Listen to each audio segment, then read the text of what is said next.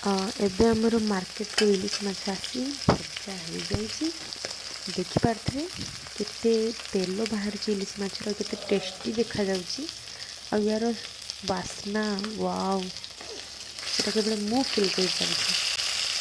ଓ ମାଇ ଗଡ୍, ଦେଖିପାରୁଥିବେ କେତେ ଟେଷ୍ଟି ଆଉ କ୍ରିସ୍ପି ଦେଖାଯାଉଛି ମାଛଟି।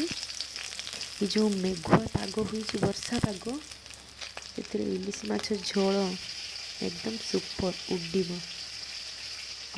तो ये आमर माछ भजा भी कंप्लीट हो सारा, देखिपे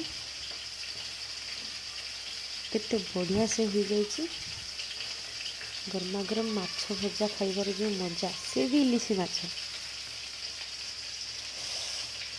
देखते माछटी केते सुंदर देखा जाए। ये इलिशी माछर मुंड केते सुंदर भाव में हो जाए, एकदम सुपर टेस्टी।